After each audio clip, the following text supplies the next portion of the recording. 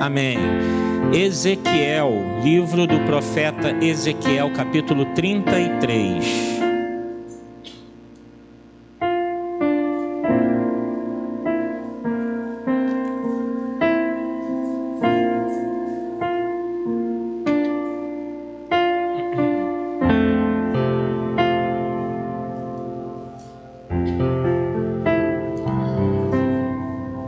Alguém próximo a você sem Bíblia, compartilhe a leitura, da palavra de Deus. Nós vamos ler apenas os versículos 7 a 9.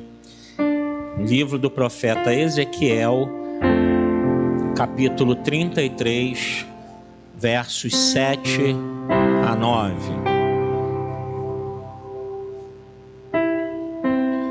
Acompanhe na sua Bíblia. Diz assim a palavra de Deus: Filho do homem, eu fiz de você uma sentinela para a nação de Israel. Por isso, ouça a minha palavra e advirta-os em meu nome. Quando eu disser ao ímpio que é certo que ele morrerá, e você não falar para dissuadi-lo de seus caminhos, aquele ímpio morrerá por sua iniquidade, mas eu considerarei você responsável pela morte dele. Entretanto, se você de fato advertir o ímpio para que se desvie dos seus caminhos, e ele não se desviar, ele morrerá por sua iniquidade, e você estará livre da sua responsabilidade. Vamos orar ao Senhor.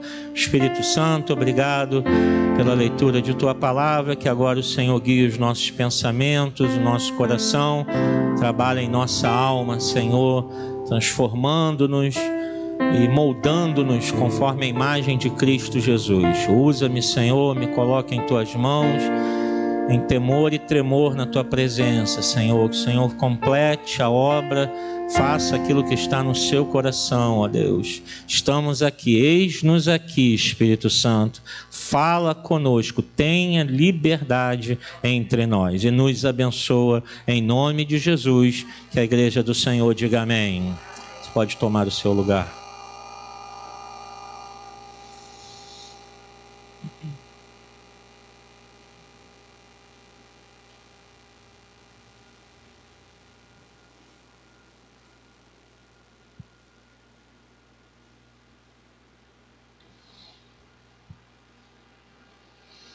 Amém. Amados, Deus aqui está falando com o profeta Ezequiel.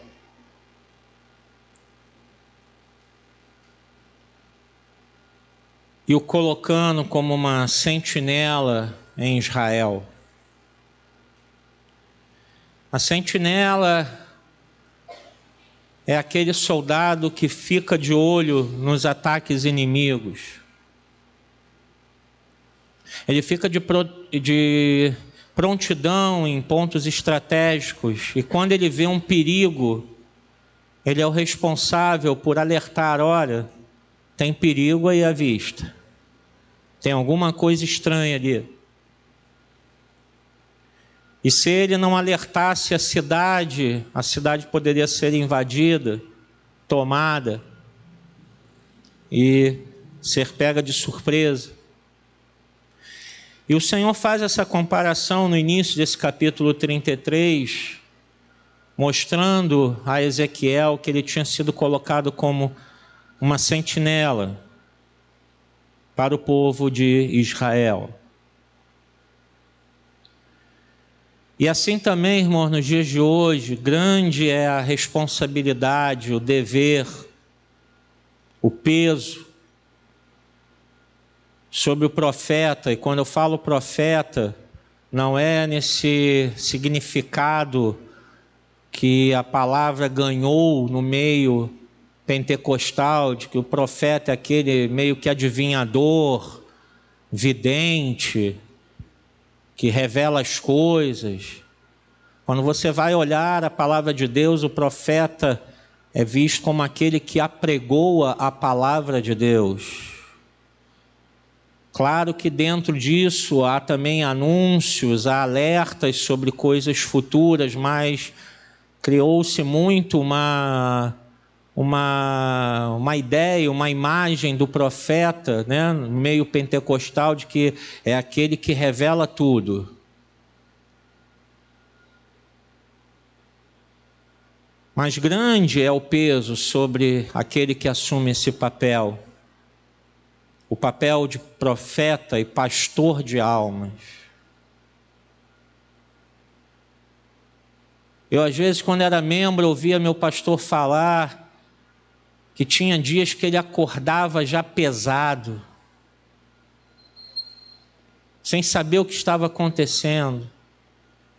Que tinha dias que ele se sentia mal o dia todo, uma coisa estranha, que vem do nada e vai embora do nada.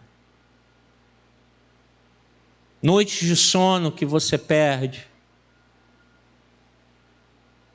Preocupações com os membros, com a igreja. É um peso que vem sobre nós. E a cobrança do Espírito Santo que diz: fala. E você fica entre a cruz e a espada, porque você tem que obedecer a Deus, mas você fica preocupado: será que a pessoa vai ficar chateada com o que eu vou falar? E tem gente que não gosta de ouvir a verdade, não gosta de ouvir falando sobre coisas da vida dela que estão fora do respaldo da palavra. Mas o peso que está sobre a vida do pastor é grande, e o Senhor cobra. E às vezes coisas que estão quietas, Deus fala: vai lá e causa o reboliço, porque tem coisa errada ali. Porque, irmãos, Deus vê o que nós não vemos. Deus sabe o que nós não sabemos. Aprenda uma coisa: quando o seu pastor te perguntar: como é que você está? Está tudo bem contigo? Não é aquele está tudo bem normal de um cumprimento, mas quando eu olhar para você, eu te mandar uma mensagem: como você está? Porque o Espírito Santo falou: pergunta a ela, porque tem coisa errada. Ou está precisando, ou está em pecado e precisa de ajuda.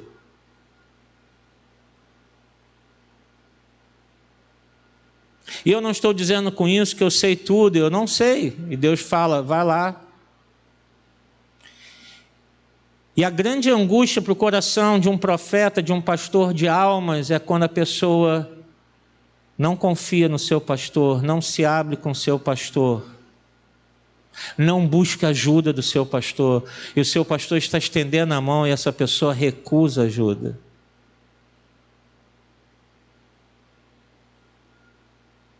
Você não sabe como isso dói no coração.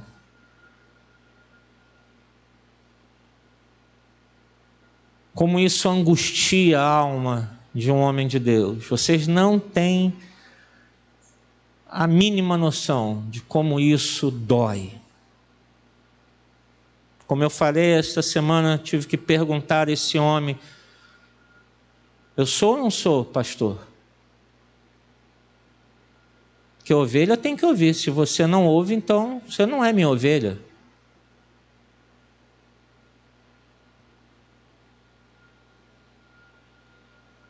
Não é ovelha.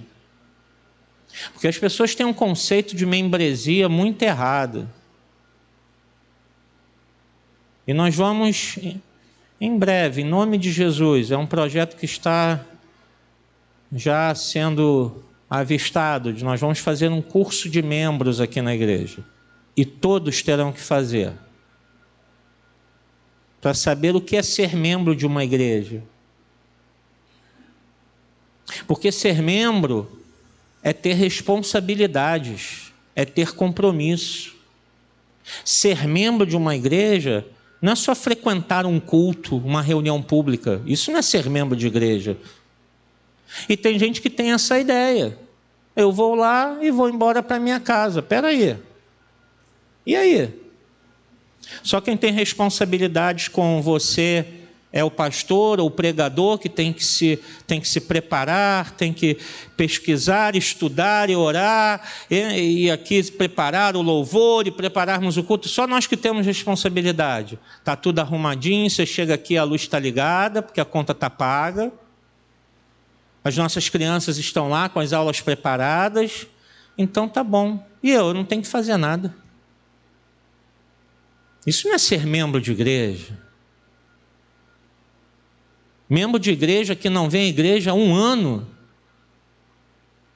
Isso não é membro de igreja. Está afastado da igreja. Pode voltar um dia a ser membro. Mas se não participa, não é membro. Não convive. Uma vez uma irmã propôs ficar frequentando uma outra igreja, mas sendo membro daqui. Eu falei, está de brincadeira. Eu falei, não, se você está em outra igreja, não, porque eu estou no caminho à frente, então você fique lá, querida, amém, vai com Deus. Não existe isso. Eu estou frequentando a Assembleia Presbiteriana, Batista, não, mas eu sou membro da Igreja Cristã Nova Vida, e vice-versa.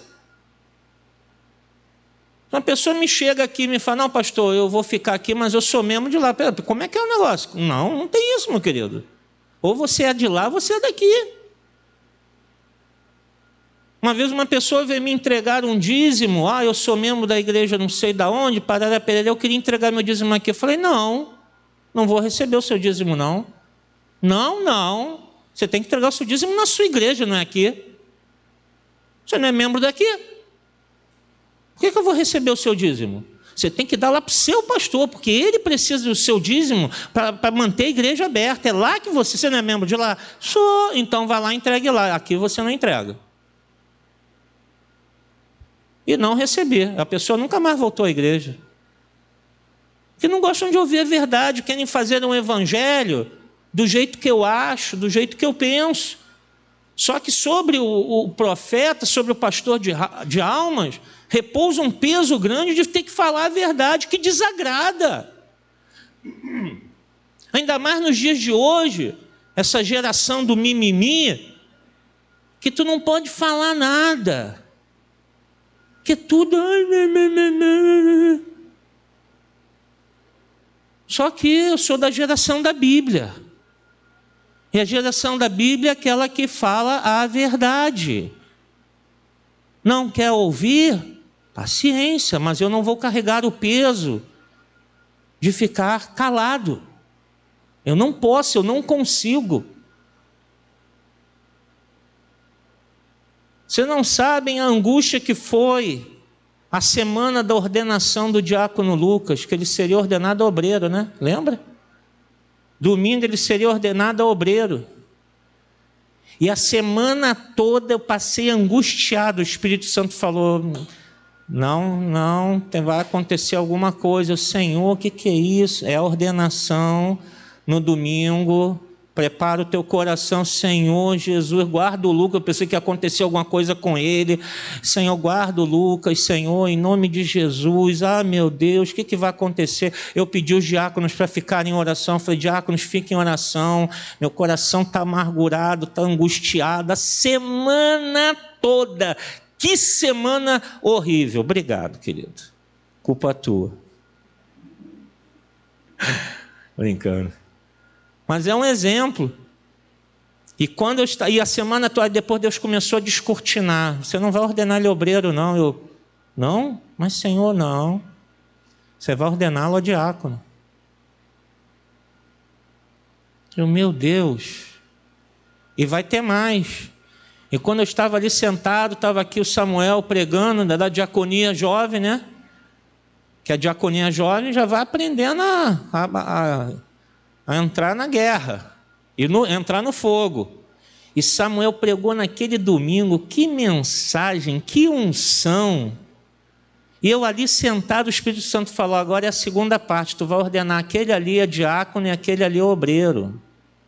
Mas eu, Senhor, assim, irmão, na hora me veio uma paz tão grande, aquela angústia toda saiu.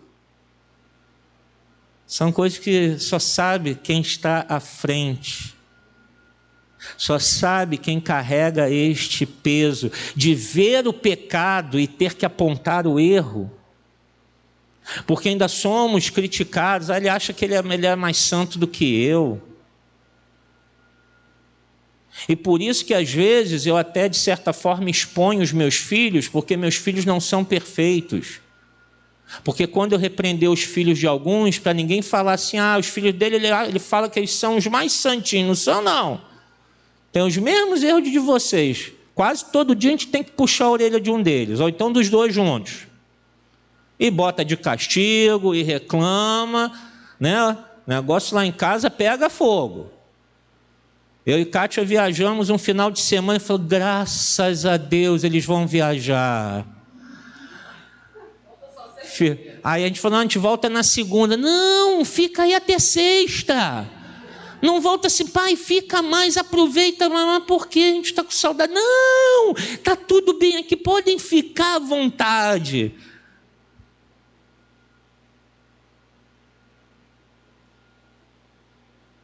Mas a gente ainda sofre isso. Porque parece que a gente está se colocando como melhor, se nosso casamento fosse o mais perfeito, nossos filhos são os melhores. Porque o peso que pesa sobre o homem de Deus, de ver o pecado e ter que apontar, querido, você está em pecado.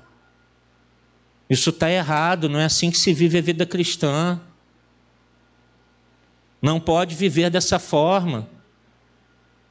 Nessas épocas aí dessa confusão que está esse mundo, de ter que falar para certos crentes, ei, crente não se une a posições anticristãs que certa parte da política está defendendo.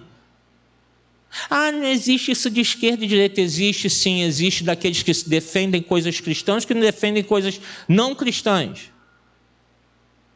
E eu não vou me colocar nem defender e jamais dizer que aquele que defende aborto, que é contra a igreja, ateu,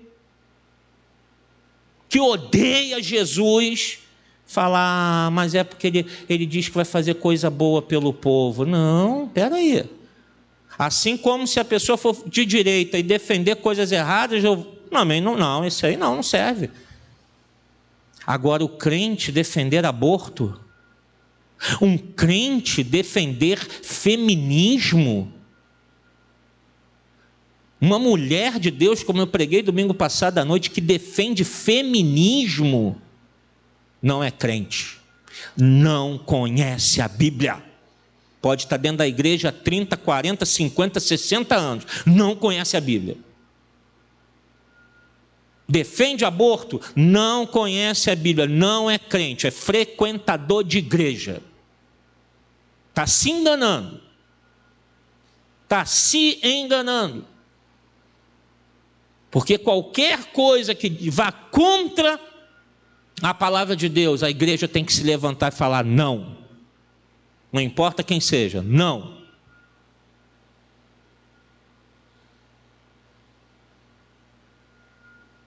E para não dizer que eu estou fazendo política, um certo governante nosso gosta muito de falar palavrões, né? Mas é de direita, né? Mas é um desbocado, embora não seja evangélico.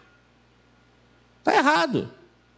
E o pior, está cercado de pastores e nenhum deles chega a falar, opa, o senhor não tem que ficar falando palavrão, não. O senhor está defendendo coisas da igreja, diz que é de Deus em primeiro lugar, e fica falando palavrão, isso está errado. E nenhum pastor que está lá ao lado dele fala, porque não falam a verdade.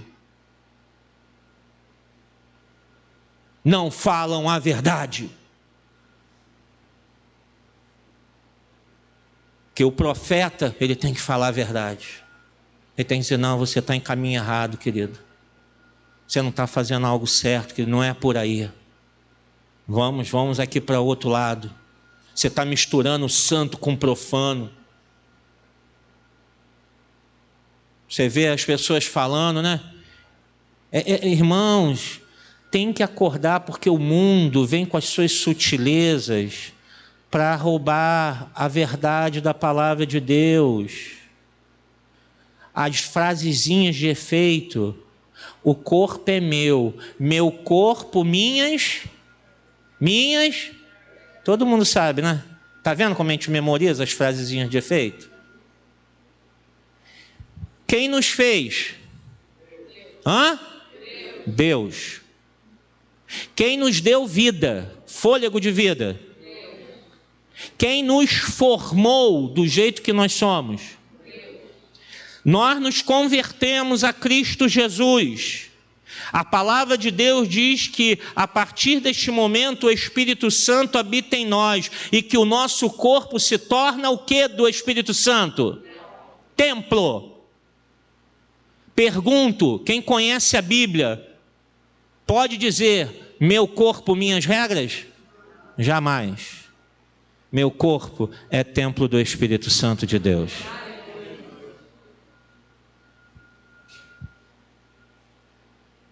E aí você pode botar isso para tudo, tanto para o aborto, que essa frase é usada mais para o aborto.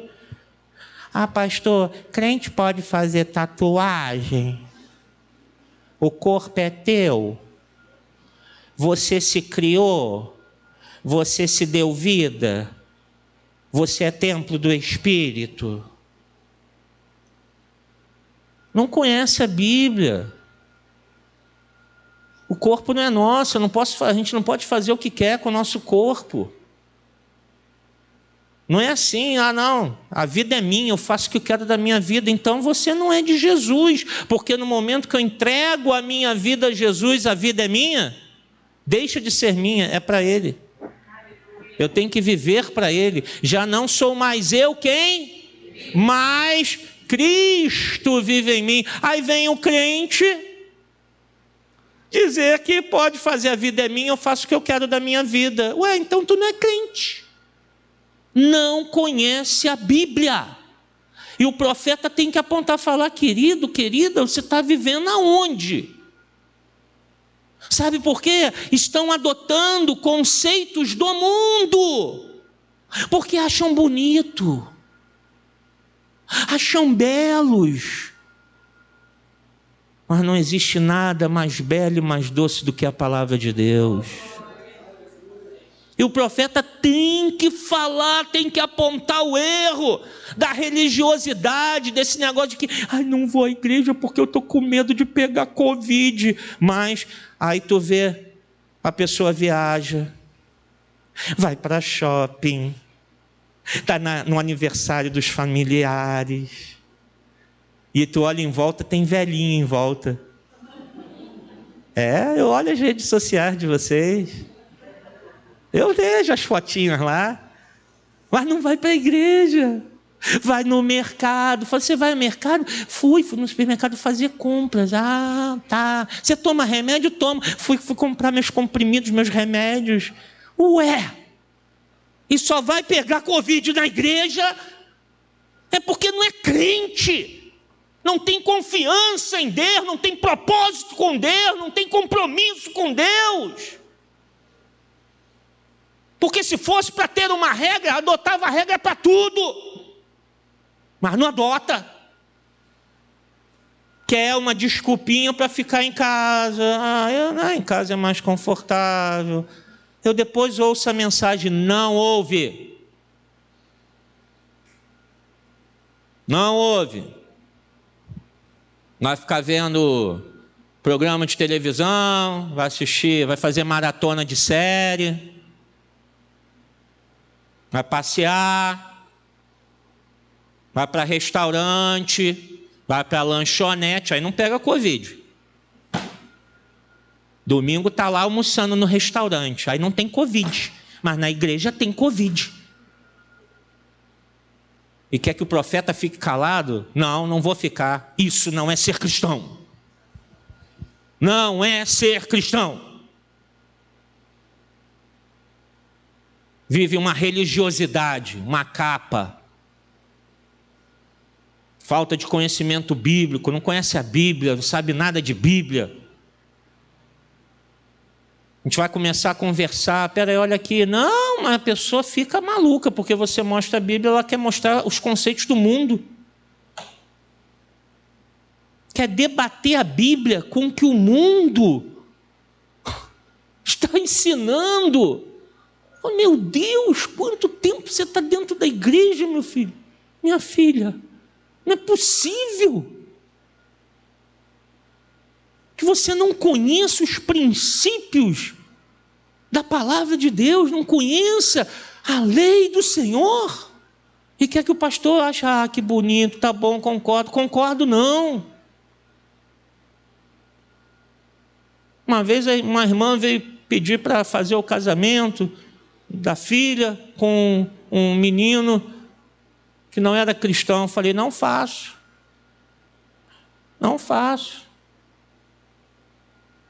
Casamento é na igreja, não faço casamento fora da igreja.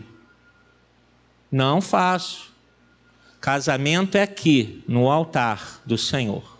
Consagrar ao Senhor. Festa é o depois do rito de casamento. Aqui é o culto de casamento, onde o casal será consagrado ao Senhor. Depois é a festa. O pessoal misturou tudo, uma bagunça.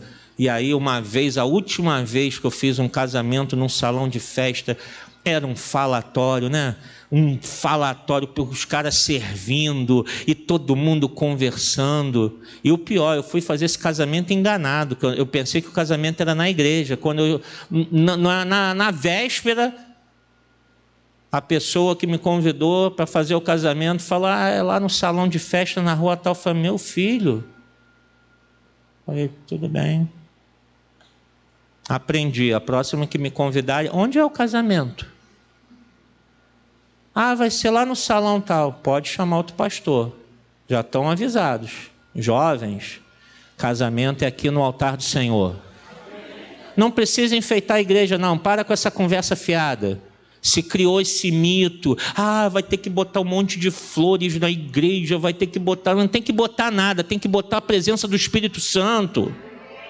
Que a igreja pode estar toda bonita, ornamentada, o Espírito Santo está lá do outro lado da rua e não está abençoando teu casamento, tua união.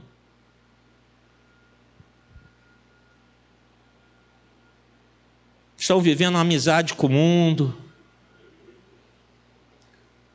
Se nós formos amigos do mundo, nós seremos inimigos de Deus. O mundo tem que nos odiar, tem que olhar para a gente e falar assim, não gosto dessa pessoa, não vou com a cara dela. Sabe o que é? É porque a gente é crente. É porque a gente não compartilha as mesmas coisas, a gente não concorda com aquelas coisas, a gente não vive aquilo. Mas amiguinho do mundo, vamos estar em amizade com todo mundo. Não, tem que estar em amizade com Deus. Não é satisfazer a carne, os meus prazeres. Olha, irmãos, quantas vezes a gente pede a Deus para prosperar a nossa vida, né? E Deus é Deus de prosperidade, amém? Sim, Ele prospera conforme Ele quer. Quais são os critérios que Ele usa? Não faço a mínima ideia, a Bíblia não enumera. Eu sei que alguns prosperam mais do que outros, né? Alguns têm mais posses materiais do que outros.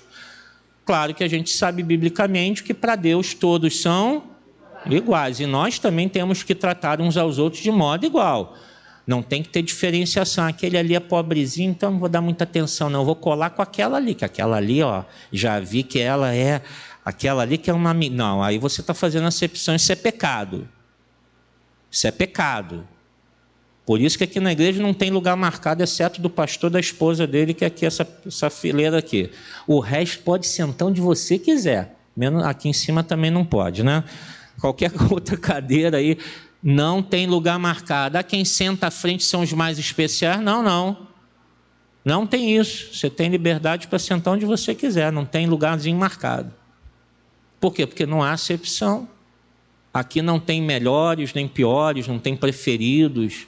Não tem meus amiguinhos. Não tem. Para mim, todos vocês são meus amigos.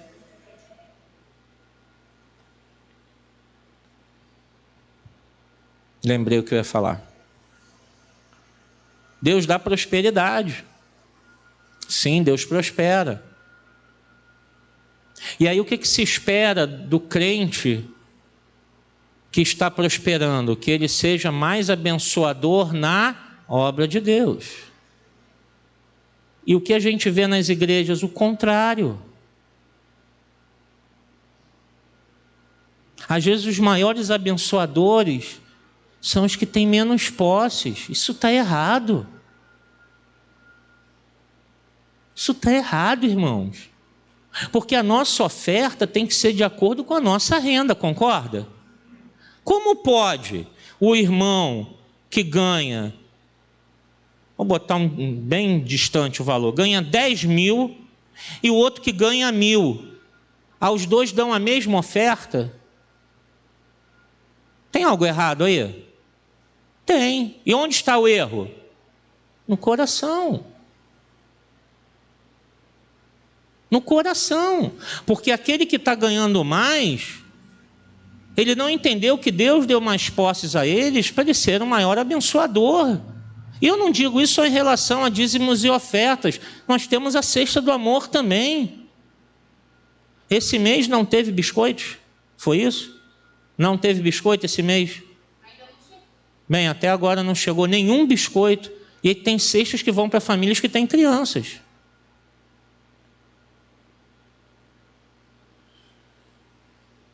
Então, para que Deus, a gente pede prosperidade a Deus? Aí você vê o irmão e a irmã. Gasta não sei quanto em shopping, compra coisas caras, tem tudo do bom e do melhor, vai para os restaurantes e tal, e aí na hora de trazer lá o alimento, traz 1 quilo de sal. E aí tu vai ver aquele que tem, tu sabe que tem uma condiçãozinha melhor, às vezes traz 2, 3 itens, traz um arroz, traz um feijão, traz um óleo, vê assim, poxa, aquele que tem menos está abençoando mais do que aquele que tem mais condições. Irmãos, tem algo errado nesse evangelho. A gente está vivendo em prol da nossa satisfação, em prol dos nossos prazeres. Eu quero me sentir bem. Não. Pessoas que gostam da igreja, mas não se convertem. Não se arrependem. A igreja é muito boa. Eu adoro o pastor. É Deus no céu, pastor na terra. Eu fujo desses, irmãos. Eu fujo desses. Esse que fala isso para mim, eu falo, rapaz, isso aí é problema. Esse é problema, porque no dia que eu cometer uma falha, ele vira as costas e vai embora. Porque ele acha que o pastor dele é infalível, e não é. E não é. Estão na igreja, mas não se convertem, não se arrependem, não abandonam o pecado, não se submetem, não congregam, não participam da vida da igreja. Não, mas gostam da igreja. Uma vez um homem veio se despedir. Pastor, estou indo para outra igreja, eu me vim despedir do senhor, quero agradecer por tudo. Sim, até fez o que é o certo, né? Porque tem uns que vão embora e nem dão tchau. Vão embora e nem tchau, tchau, estou indo. Nem isso. Isso não é evangelho. Quando alguém vem de outra igreja para cá, eu logo pergunto, você se despediu do seu pastor? Você comunicou lá? Você foi lá e falou, agradeceu a ele pelos anos de membresia, pelo cuidado dele com a tua alma? Se não fez isso, você primeiro vai fazer isso. Porque aqui você não entra. E aí esse homem veio se despedir e falou, pastor, eu amo muito essa igreja. Eu amo muito o Senhor. Eu amo muito os irmãos aqui. Eu amo demais, mas é uma coisa... mas quase chorou na minha frente. Mas eu vou para outra igreja. Porque eu falei, olha só, para. Primeiro lugar, você não ama essa igreja. Segundo lugar, você não me ama e não ama os irmãos aqui. Porque deixa eu te perguntar uma coisa, se a tua mulher acordar um dia, olhar para você e falar assim, fulano, eu amo muito você, você é o homem da minha vida, eu te amo demais, como eu sou feliz com você, mas eu estou te abandonando que eu vou viver com o Ricardão. Eu te pergunto, você ia acreditar no amor da tua mulher? Ele, responde, meu filho. Não, né? Então pronto. Sabe por que você está saindo daqui? Porque você deixou de amar essa igreja. Você deixou de amar o seu pastor, você deixou de amar os seus irmãos e você está amando outra igreja. Então seja verdadeiro, honesto e vai com Deus. Agora, mentir, querer bajular, fazer uma coisa assim, não, seja sincero. Honesto, pastor, achei uma outra igreja, lá eu estou me sentindo melhor, sabe? Eu me identifiquei mais lá, né? É uma questão pessoal, mas obrigado por tudo, foi um bom tempo que eu passei aqui, sabe? Amém! Qual o problema nisso? São os que saem melhor, né? Estou lembrando agora da irmã Vitória, né? Quanto tempo que eu nem tenho, não sei se alguém tiver notícia da irmã Vitória, depois até me passa, né? Quanto tempo que eu não tenho notícia da irmã Vitória? Ela falou, pastor, um problema cardíaco sério que eu tenho. Eu vim andando lá da minha casa aqui, está sendo muito complicado, eu estou passando mal na rua, está sendo muito difícil, pastor. Poxa, aí sim eu acreditei nas palavras. Falei, pastor, eu amo muito aqui a igreja, eu não queria sair daqui, mas a minha saúde não está mais permitindo, pastor. E eu estou lutando há um tempão, porque eu acho que é melhor ficar numa igreja perto da minha casa. Eu falei, sim, é melhor, claro. Por que você não falou isso antes? Vai, minha filha, fica lá com o teu marido. Vocês gostaram da igreja? Nós visitamos lá, mas o que o senhor acha, pastor? Eu sempre fui daqui, minha filha, o que a gente vai fazer? Sua saúde não está permitindo mais. A irmã Rita não saiu da Assembleia de Deus dali e veio para nós por causa de problema de saúde, que ela não estava mais aguentando ir com o irmão Severino. E agora, quase não vem à igreja, porque agora tem que cuidar do irmão Severino. Problemas, são situações. Mas a honestidade, a franqueza, a transparência. E não querer ficar, eu amo demais. Então vai viver com o Ricardão, vai lá. Né, irmãos? Paciência, né? Mas uma sentinela, ela sempre sofrerá críticas, desprezo, abandono. São coisas com as quais a gente se acostuma, traições. Às vezes nós somos abandonados. Eu já ouvi de um homem que saiu daqui da igreja dizendo, eu vou procurar um pastor melhor que o senhor. Vai com Deus. Porque para mim o senhor não é pastor. Falei, amém.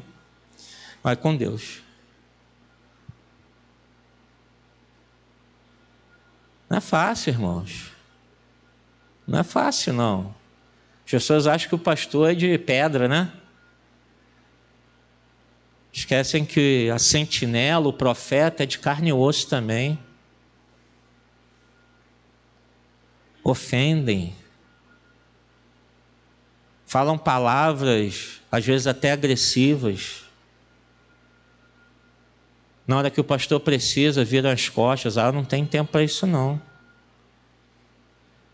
Ano passado, que nós ficamos doentes, eu pude contar nos dedos as pessoas que mandaram uma mensagem no privado, perguntando, pastor, como o senhor está? Estou orando pelo senhor.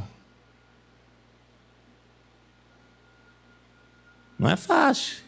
E você tem que continuar amando, porque você não pode olhar e falar assim, vou odiar essa pessoa, tu não mandou mensagem não, né? Deixa só que tu vai ver só. Não, você tem que falar, Senhor, as ovelhas são tuas. Mas fere, magoa. Agora, se o pastor não procura a pessoa quando ela está precisando,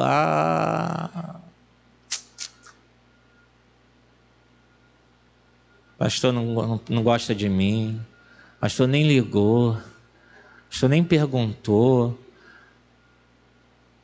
pastor se esqueceu. Outro dia eu fui questionado uma coisa que a pessoa tinha falado comigo há uns 2 anos atrás. Eu perguntei uma coisa, o senhor, sei quanto tempo, tá? Eu falei, meu Deus, é mesmo, o senhor nem não me respondeu até hoje. Meu Deus, eu tenho que ser computador para guardar tudo. Mesmo a Idaliana, cadê a Idaliana? Está aí não, né? Tá aí. Daliana fala que eu tenho quantos gigas de memória? 80? Tá pouco, né? Tá indo para 120. A Daliana fala que eu tenho 120 mega de memória, giga de memória, né? Mas não tem não. Não dá para lembrar. Você perguntou alguma coisa um dia, pastor não respondeu, lembro. Pastor, lembra que eu perguntei? Eu falei que o senhor não me deu resposta. Por quê? Eu esqueço, gente. Aí a pessoa fica chateadinha com o pastor. Ser sentinela não é fácil. Mas, irmãos, há também uma grande responsabilidade de quem ouve. Se não se converter, ao ouvir a repreensão, ao ouvir o direcionamento do profeta, sofrerá juízo divino. Deus envia justamente suas sentinelas para salvar o perdido e trazer de volta o justo desviado. É isso que Deus estava falando para Ezequiel. Olha, você tem que anunciar. Porque eu quero que o justo que está afastado, que está se desviando, ele volte aos meus caminhos. Você precisa falar. Eles gostem ou não gostem, porque se eles não se converterem, o meu juízo virá sobre eles.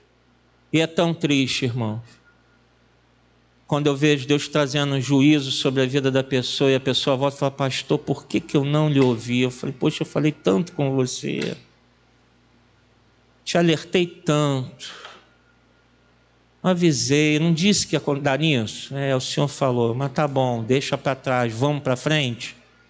Vamos olhar para frente? Vamos continuar? Vamos, pastor. Então vamos continuar para frente, esquece o que passou, agora já era. Não dá para voltar atrás. Vamos adiante. Voltem-se, arrependam-se. O chamado que Ezequiel levou àquela nação, o anúncio, continua o mesmo. Vamos nos voltar para Cristo, vamos nos arrepender dos nossos pecados, irmãos. Todos nós precisamos confessar os nossos pecados ao Senhor. Hoje, enquanto o diácono dirigia aqui a oração, estava ali atrás, chorando os meus pecados aos pés do Senhor. Eu falo: Senhor, me perdoa pelos meus pecados, Senhor, eu confesso. Nós temos que chorar os nossos pecados, irmãos, nos arrependermos, reconhecermos que nós precisamos de mudança. Nós não podemos desprezar a palavra de Deus. Não deixar para lembrar ou reconhecer o profeta quando não dá mais tempo. Quando as consequências chegam, aí já é tarde. Agora, e agora? Bem que o profeta anunciou, bem que o pastor falou, aí já era. Já era. Então ouça enquanto ainda há tempo. Presunção, arrogância, soberba, autoconfiança, desprezo, incredulidade, isso é muito perigoso, irmãos, na nossa vida. Quando nós não damos ouvidos e nós somos presunçosos, arrogantes, eu é que sei, quem está vivendo sou eu, ele não sabe de nada, não é ele que está lá na minha casa. Eu não estou lá, mas o Espírito Santo está. E ele às vezes usa o seu servo para dizer: faça isso, porque esse é o caminho que vai dar certo.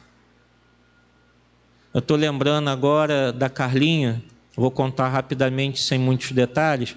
Ela uma vez me procurou, falou: pastor, estou passando uma situação assim, assado, né? Ela vai lembrar, né? E não precisa contar para ninguém não, tá, Carla?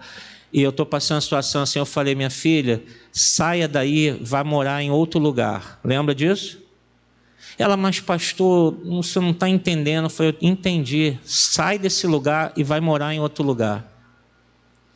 Faz o que eu estou te falando. E ela fez.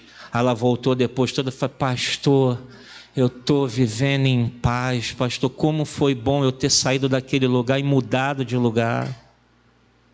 Porque ouviu. Mas ela olhou a situação e falou assim: pastor, não dá, isso é impossível. Eu falei: deixa nas mãos de Deus que Deus vai operar. Você lembra disso? Deus vai prover, e Deus proveu. E ela mudou, falou: pastor, minha família mudou, eu estou mais leve, as coisas estão, o meu relacionamento com meu marido está melhor, está tudo melhor, pastor, tudo mudou por causa de uma mudança de endereço. Eu não estava lá vivendo na casa dela, Mas ela falou, o Espírito Santo disse, fala para ela para sair daí. Ela obedeceu. E deu certo. Está dando certo até hoje? Graças a Deus, né, Carla? Só tu sabe o que tu vivia. Né? Então, irmãos, porque às vezes a gente quer fechar, a gente se acha, né? Não, eu que sei e tal, e não ouve. Quantas pessoas falam, vamos conversar, você não está bem. Irmãos, não, é discernimento do Espírito. Às vezes eu bato os olhos daqui em um ou outro, e Deus fala, aquele ali não está bem, está mal espiritualmente, está apagado. Aquele ali está em pecado, aquele ali, vai lá, estende a mão. Deus fala claramente nos olhos. Deus dá um discernimento de espírito tão grande, algo do Espírito Santo, que ele fala, é esse aí, vai lá e chama ele para conversar, chama ela para conversar. E às vezes eu chamo, o que está vendo? Não, pastor, está tudo bem. Tem certeza que está tudo bem? Está tudo ótimo, está maravilhoso. Em casa, trabalho, está tudo legal, tudo na paz, firme. Não, está uma maravilha. Aí abre um sorrisão, mas o Espírito Santo diz, mentira. Eu só posso dizer, amém. Senhor, fiz a minha parte, como Deus falou com Ezequiel, você anuncia. Se não te ouvir, a responsabilidade saiu dos seus ombros. Mas é triste. É duro, é triste, porque você está por amor, querendo ajudar, estender a mão, e a pessoa recusa. Se acha, né, que, não, eu que sei, porque quem ouve, se arrepende, se submete, esse se salva. Olha o que Deus disse aqui, versículo 14. E se você disser ao ímpio, certamente você morrerá, mas ele se desviar do seu pecado e fizer o que é justo e certo, se ele devolver o que apanhou como penhor de um empréstimo, se devolver o que roubou, se agir segundo os decretos que dão vida e não fizer mal algum, ou seja, abandonou o pecado, né? Seja que for o pecado que ele tenha cometido, se arrependeu e abandonou, Deus diz assim, é certo que viverá, não morrerá. Nenhum dos pecados que cometeu será lembrado contra ele. Ele fez o que é justo e certo, certamente viverá. Há tempo para o arrependimento, irmãos. Há tempo para a mudança. Cristo continua fazendo a sua obra, o Espírito Santo continua transformando corações, ele continua agindo em nosso meio. Jesus Cristo tem poder para salvar e para transformar. E em nosso meio também. E Deus julgará cada um por seus atos. Cada um com base na palavra anunciada por seus sentinelas. E para terminar, nós vamos ler o versículo 20. Que diz, no entanto, ó nação de Israel, você diz, o caminho do Senhor não é justo. Olha só, a palavra pregoada, o profeta anunciando o pecado, se convertam, e a nação ainda diz, Deus não é justo não, esse caminho sem a palavra do Senhor, peraí, não concordo com isso não. E aí Deus diz, mas eu julgarei cada um de acordo com os seus próprios caminhos.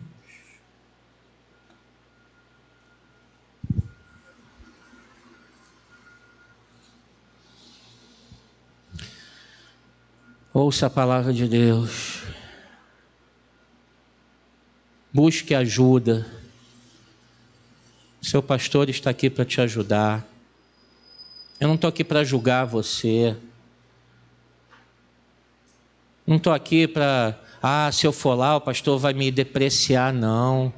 Uma vez eu fui até questionado nisso no gabinete, não, mas o senhor chamou, repreendeu, né? Parece que está depreciando a pessoa. Não, eu estou demonstrando mais amor ainda, eu estou cuidando.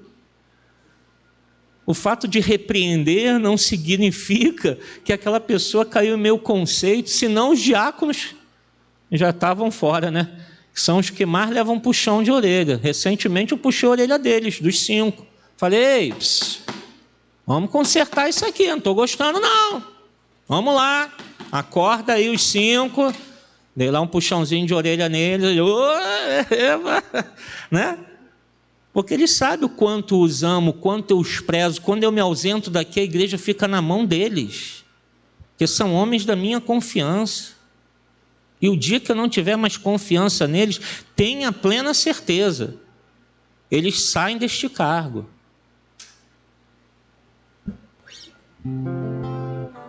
Mas procure. E se o pastor for a você e falar: o que está vendo? Tem alguma coisa errada? Se tem, abra o seu coração, peça ajuda.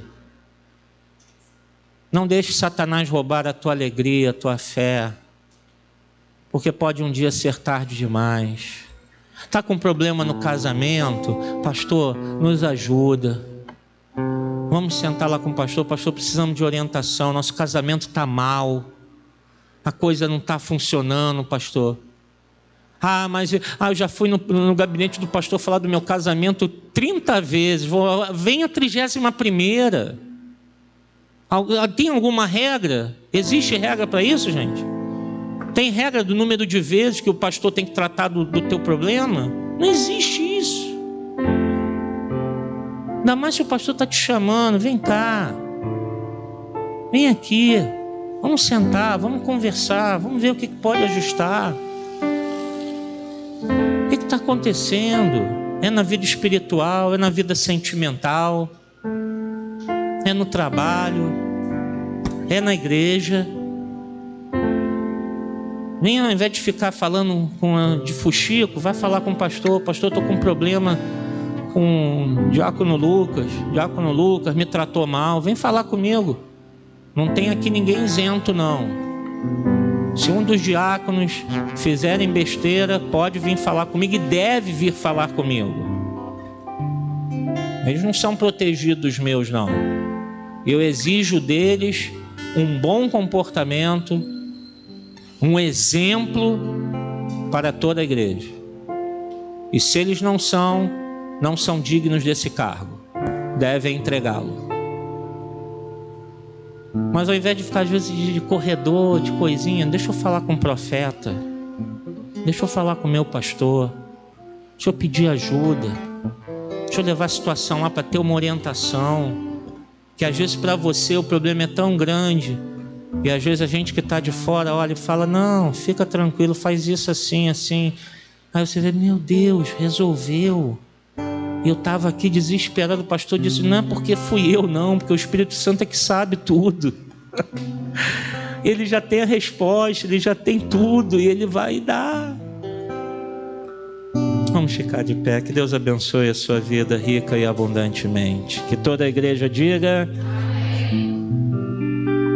Deus e Pai Celestial, obrigado por essa manhã, obrigado pela Tua palavra, obrigado, Senhor, pelo alerta, pelo chamado, pelo anúncio que o Senhor traz a nós nesta manhã. Nos ajuda, Senhor, porque são tempos muito difíceis, tempos em que a carência de lideranças honestas, corretas, confiáveis,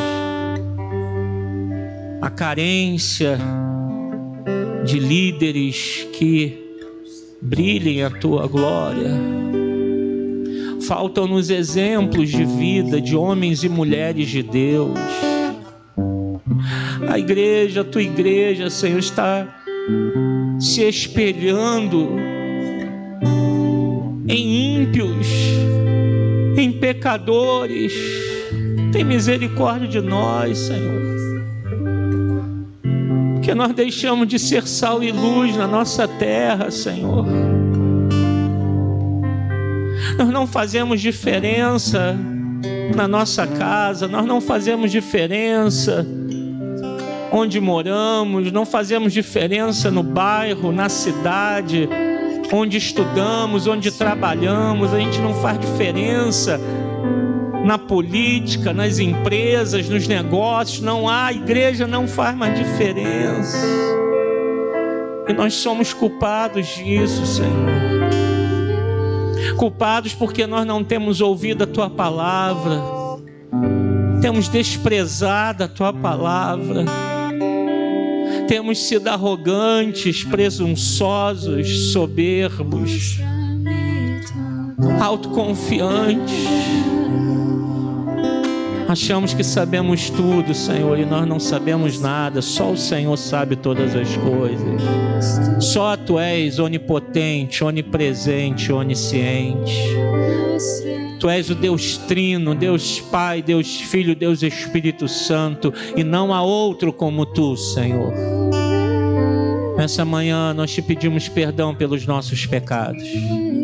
Nos arrependemos perante a Tua presença e recebemos a Tua palavra em nosso coração, Senhor, para que haja mudança, haja transformação, ó Deus, em nossa vida, para que sejamos sal e luz nessa terra. Leva-nos agora em paz aos nossos lares. Guarda o nosso retorno à nossa casa. Nos dá um bom domingo, Senhor. E logo mais, ó Deus, vem falar conosco. Vem, Senhor, operar em nossas vidas, em nossos corações, Senhor. Que a Tua palavra venha nos edificar e nos fortalecer, como nesta manhã. A Ti seja toda a glória, toda a honra e todo o louvor, hoje para todo o sempre. Que a graça do Senhor Jesus, o amor de Deus o Pai e as consolações do Espírito Santo estejam sobre todos nós, e que toda a igreja do Senhor diga: a paz do Senhor. Deus abençoe você. Cumprimente seus irmãos antes de sair. Tem cantina funcionando, a cantina está funcionando. Temos ensaios também.